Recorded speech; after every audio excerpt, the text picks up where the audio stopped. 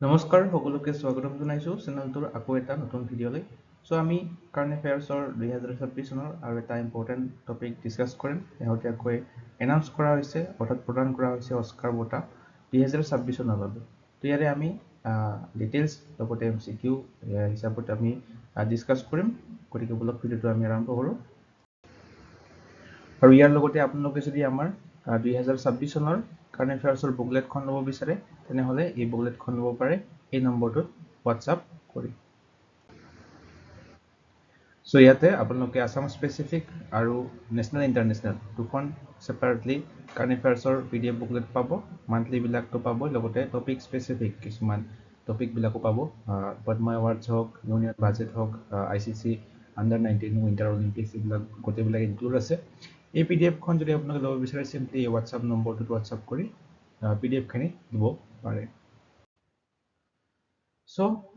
The Academy Awards Oscar বঁটাক Academy Awards বুলিও কোৱা হয় নিশ্চয় সকলোৱে জানে এইটো আছিলে 98 অৰ্থাৎ 98তম সংস্কৰণ এইটো আছিলে এডিশনটো মনত ৰাখিব এক্সামত আহিব পাৰে কিমানতম এডিশন আছিলে এইটো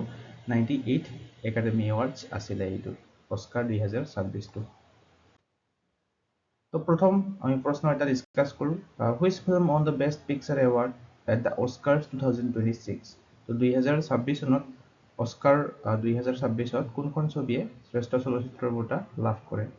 অৰ্থাৎ শ্ৰেষ্ঠ ছবিৰ বঁটা কোনখন ছবিয়ে লাভ কৰে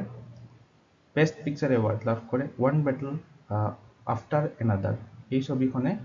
বেষ্ট পিকচাৰ এৱাৰ্ডটো লাভ কৰে অস্কাৰ 2026ত আৰু এই ছবিখনৰ ডাইৰেক্টৰ গৰাকীৰ নাম আপোনালোকে মনত ৰাখিব পল থমাস এণ্ডাৰছন পল থমাস এণ্ডাৰছন এটা চাব পাৰে এই ছবিখনে হাইয়েষ্ট নাম্বাৰ অফ অস্কাৰ বঁটা পাইছে 2026 চনত 6টা টোটাল এৱাৰ্ড পাইছে এই এইখন ছবিৰ পৰাই সো এমসিকিউ আমি আৰু ডিসকাস কৰিম তাৰ আগতে আমি অকমান অস্কাৰ এৱাৰ্ডৰ বিষয়ে ডিটেইলছ ভাবে জানি লওঁ এইটো আছিল 2026 চনৰ 15 মাৰ্চ তাৰিখে অনুষ্ঠিত হৈছিল 98 একাডেমি এৱাৰ্ডছ 98 এডিশন আছিল ভিডিঅ'ৰ প্ৰথমতে আমি ডিসকাস কৰিলো নেক্সট 2027 চনত হ'ব 99 এডিশনটো আৰু এই অস্কাৰ এৱাৰ্ড কিহৰ বাবে দিয়া হয় excellence in the film industry চলচ্চিত্ৰ জগতত প্ৰদান কৰা হয় অস্কাৰ এৱাৰ্ডটো ইউনাইটেড ষ্টেট অৰ্থাৎ আমেৰিকাত প্ৰদান কৰে কোনে প্ৰদান কৰে academy of motion pictures arts and সায়েন্সে এইটো প্ৰদান কৰে আৰু প্ৰথমবাৰ কেতিয়া প্ৰদান কৰা হৈছিল এইটো মনত ৰাখিব 96 বছৰ আগতে প্ৰথমবাৰ প্ৰদান কৰিছিল 1929 চনত প্ৰথম যেতিয়া অস্কাৰ এৱাৰ্ড প্ৰদান কৰা হৈছিল তো ইয়াতে এইখিনি কথাই দিয়া আছে একাডেমি এৱাৰ্ডছক আমি অস্কাৰ্ছ বুলি জানো এইটো বিশ্বৰ আটাইতকৈ পুৰণি চলচ্চিত্ৰৰ ক্ষেত্ৰত প্ৰদান কৰা বঁটা হয় 1929 চনত প্ৰথমবাৰ প্ৰদান কৰা হৈছিল academy of motion picture arts and সায়েন্সে ইয়াক প্ৰদান কৰে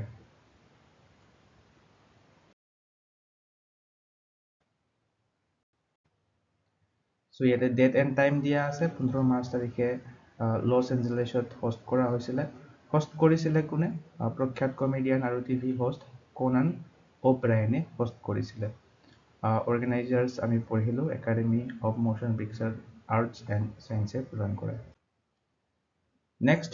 মোষ্ট এৱাৰ্ড আমাক যদি সোধে আটাইতকৈ বেছি কোনখন ছবিয়ে লাভ কৰিছে ওৱান বেটল আফটাৰ এনাদাৰ আটাইতকৈ বেছি বঁটা লাভ কৰিছে এই 2026 চনৰ অস্কাৰ্ছত টোটাল 6টা অস্কাৰ এৱাৰ্ড লাভ কৰে ইয়াৰ লগতে আটাইতকৈ বেছি নমিনেশ্যন লাভ কৰিছিলে এই চিনাৰ্ছ নামৰ ছবিখনে টোটেল 16টা নমিনেশ্যন লাভ কৰিছে যাৰ ভিতৰত 4টা বঁটা লাভ কৰে এই চিনাৰ্ছ নামৰ চলচ্চিত্ৰখনে নেক্সট এটা নিউ কেটেগৰী অৰ্থাৎ এটা নতুন শিতান এড কৰা হৈছিল 2026 চনৰ এই এডিশনটোত বেষ্ট কাষ্টিং এইটো নতুন কৰি এড কৰা হৈছে প্ৰথমবাৰ 2026 চনত লগতে এইটো মনত ৰাখিব হিষ্টৰিক উইন চিনাৰ্ছ নামৰ এই ছবিখনৰ বাবে অটম ডুৰাল্ডে শ্ৰেষ্ঠ চিনেমাটোগ্ৰাফীৰ অস্কাৰ লাভ কৰা ইতিহাসৰ প্ৰথমগৰাকী মহিলা চিনেমাটোগ্ৰাফাৰ হয় এইটো মনত ৰাখিব ইম্পৰ্টেণ্ট তো এমসিকিউ বিলাক আমি কন্টিনিউ কৰিম এবাৰ who won the best director award at the 2026 Oscars 2026 চনৰ অস্কাৰ বঁটাত শ্ৰেষ্ঠ পৰিচালকৰ বঁটা কোনে লাভ কৰে তো ভিডিওটোৰ প্ৰথমতে আমি পঢ়িলো ওৱান বেটেল আফটাৰ এনাদাৰ এই ছবিখনে শ্ৰেষ্ঠ চলচ্চিত্ৰ বঁটা লাভ কৰিছিলে আৰু সেই ছবিখনৰে বেষ্ট ডাইৰেক্টৰ এৱাৰ্ড লাভ কৰে এই পল থমাস এণ্ডাৰছনে এখেতে হৈছে পল থমাস এণ্ডাৰছন এটা চাব পাৰে he won this award for the film One Battle After Another আৰু ইয়াৰ লগতে তেখেতে আৰু এটা বঁটা লাভ কৰিছে এই থমাস এণ্ডাৰছনে বেষ্ট এডাপ্টেড স্ক্ৰীন প্লে এৱাৰ্ডৰ খিতাপটো লাভ কৰে এই সেম ফিল্ম অৰ্থাৎ ওৱান বেটেল আফটাৰ এনাদাৰ ছবিখনৰ বাবে টোটেল 6টা এৱাৰ্ড লাভ কৰিছে এই ছবিখনে নেক্সট কুৱেশ্যনটো হৈছে who received the best actor award at the 98th Academy Awards 98তম একাডেমি বঁটা অৰ্থাৎ অস্কাৰ্ছ 2026ত শ্ৰেষ্ঠ অভিনেতাৰ বঁটা কোনে লাভ কৰে ভেৰি ইম্পৰ্টেণ্ট আগন্তুক এক্সামসমূহৰ বাবে বেষ্ট এক্টৰ এৱাৰ্ডটো লাভ কৰে এখেতৰ নাম কি মাইকেল বি জৰ্ডানে শ্ৰেষ্ঠ অভিনেতাৰ বঁটা লাভ কৰে আৰু কোনখন ছবিৰ বাবে তেখেতে শ্ৰেষ্ঠ অভিনেতাৰ অৰ্থাৎ বেষ্ট এক্টৰ এৱাৰ্ডটো লাভ কৰে চিনেমাখনৰ নাম মনত ৰাখিব সিনাৰ্ছ এই ছবিখনৰ বাবে মাইকেল বি জৰ্ডানে লাভ কৰে নেক্সট হৈছে এইটো ইম্পৰ্টেণ্ট কুৱেশ্যন বেষ্ট এক্টৰ পঢ়িলো এতিয়া সুধিছে who was awarded the best actress at the 2026 Oscars 2026 চনৰ অস্কাৰত শ্ৰেষ্ঠ অভিনেত্ৰীৰ বঁটা কাক প্ৰদান কৰা হয় শ্ৰেষ্ঠ অভিনেত্ৰীৰ বঁটা লাভ কৰে এখেতৰ নাম কি জেছি বাকলিয়ে বেষ্ট এক্ট্ৰেছ এৱাৰ্ডটো লাভ কৰে কোনখন ছবিৰ বাবে লাভ কৰে তেখেতে বেষ্ট এক্ট্ৰেছ এৱাৰ্ডটো এইটো মনত ৰাখিব জেছি বাকলিয়ে লাভ কৰে এই হেমনেট নামৰ ছবিখনৰ বাবে বেষ্ট এক্ট্ৰেছ এৱাৰ্ডটো লগতে এই ভিডিওটো চাই যদি আপোনালোকৰ সহায় হোৱা বুলি ভাবে তেনেহলে আপোনালোকে লাইক বটনটোত ক্লিক কৰি ইয়াতে এটা হাইপ বটন দেখা হ'ব ইয়াতে ক্লিক কৰিব নাপাহৰিব ইয়াতে ক্লিক কৰি হাইপ কৰি দিব next who hosted the 98th Academy Awards in 2026 তো হোস্ট কোনে কৰিছে অৰ্থাৎ 18টা কোন আছিলে হোস্ট আছিলে কনান অফ ব্ৰায়ান অপচন ডি2 হৈ যাব শুদ্ধ উত্তৰ এতিয়া চাব পাৰে he is a famous comedian and television host আৰু ইয়াৰ আগতেও 2025 চনৰ যিটো 97th এডিশ্যন আছিলে অস্কাৰ্ছৰ তাতেও তেখেতে হোষ্ট কৰিছিলে নেক্সট কুৱেশ্যনটো হৈছে which countries film won the best international feature film award at the 2026 Oscars 2026 চনত অস্কাৰ্ছ বঁটাত কোনখন দেশৰ ছবিয়ে শ্ৰেষ্ঠ আন্তঃৰাষ্ট্ৰীয় ফিচাৰ ফিল্ম বঁটা লাভ কৰে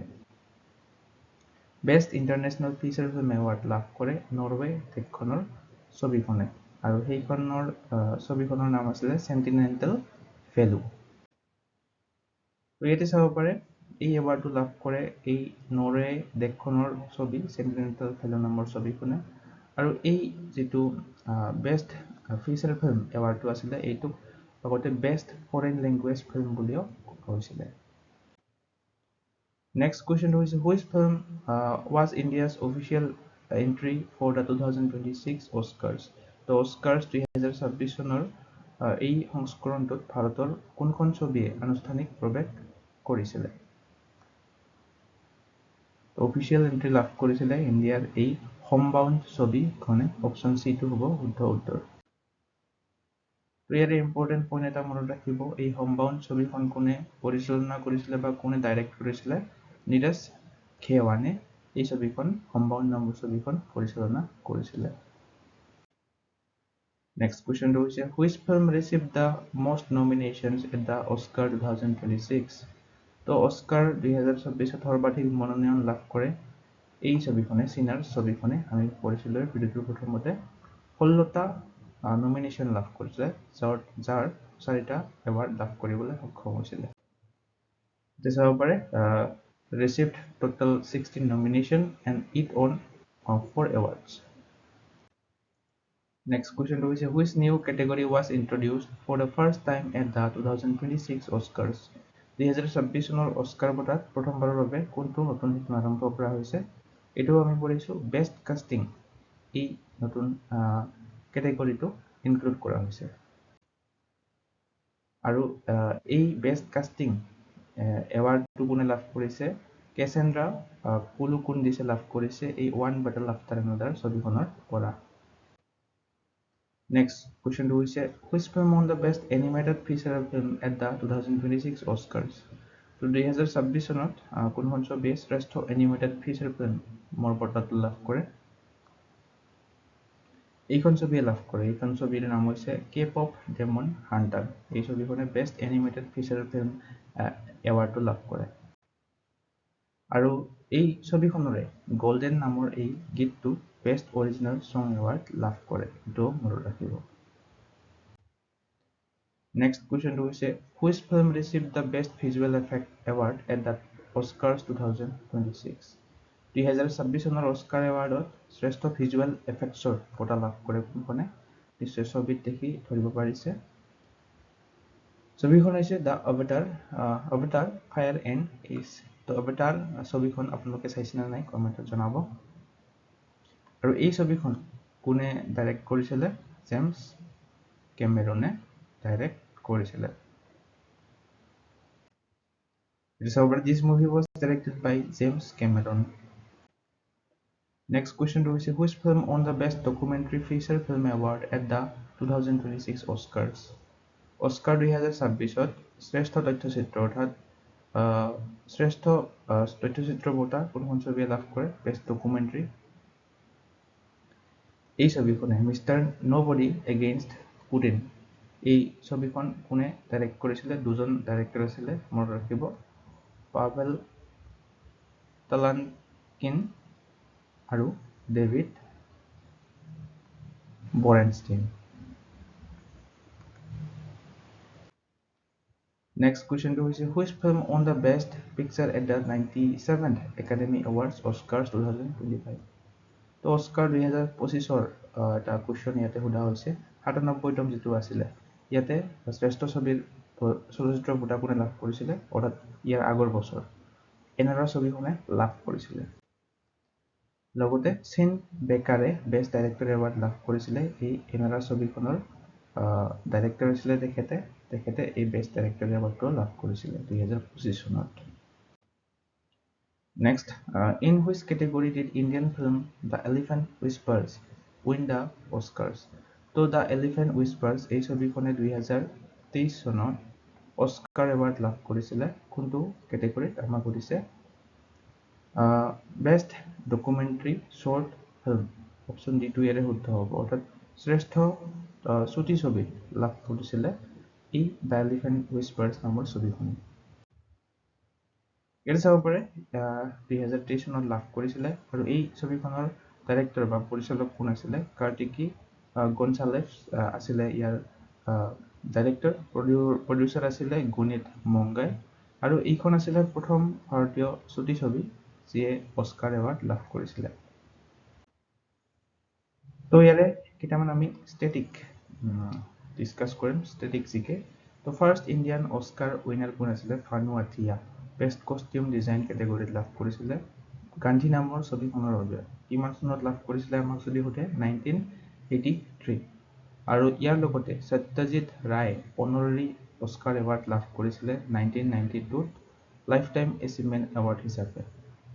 আৰু তেওঁ আছিলে প্ৰথমগৰাকী ভাৰতীয় যিয়ে এই অনৰেৰী অস্কাৰ এৱাৰ্ড লাভ কৰিছিলে।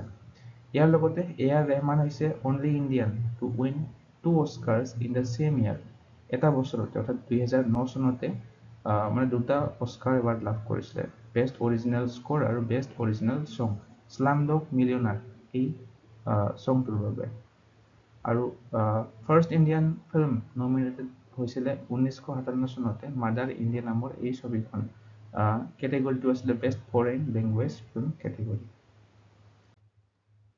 নেক্সট কুৱেশ্যনটো হৈছে which category did Satyajit Ray receive an Oscars in 1992? তো এইটো আমি পঢ়িলোৱে অনৰেৰী একাডেমি এৱাৰ্ড হিচাপে তেখেতে লাভ কৰিছিলে।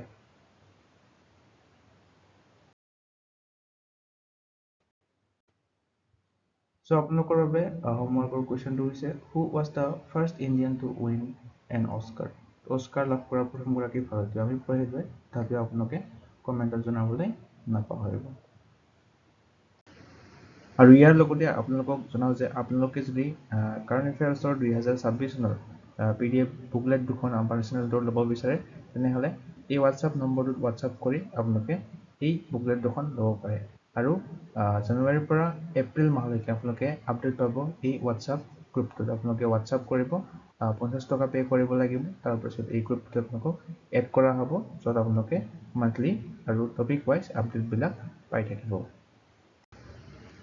সো আজিৰ ভিডিঅ'টো চাই আপোনালোকে কেনে পালে কমেন্ট সেকশনত জনাবলৈ নাপাহৰিব চাই যদি ভাল পায় তেনেহ'লে লাইক এটা কৰি দিব শ্বেয়াৰ এটা কৰি দিব লগতে আপোনালোকে হাইপটো কৰিবলৈ নাপাহৰিব হাইপটো প্লিজ কৰি দিব কমেন্ট কৰিবলৈ নাপাহৰিব যদি ভিডিঅ'টো ভাল লাগে লগতে এসেনশিয়েল ষ্টাডিজ আমাৰ চেনেলটো সাবস্ক্ৰাইব কৰি ল'ব এনে ধৰণৰ কাৰেণ্ট এফেয়াৰ্ছৰ কন্টেন্ট আগলৈ পাই থাকিবৰ বাবে আজিলৈ ইমানে ধন্যবাদ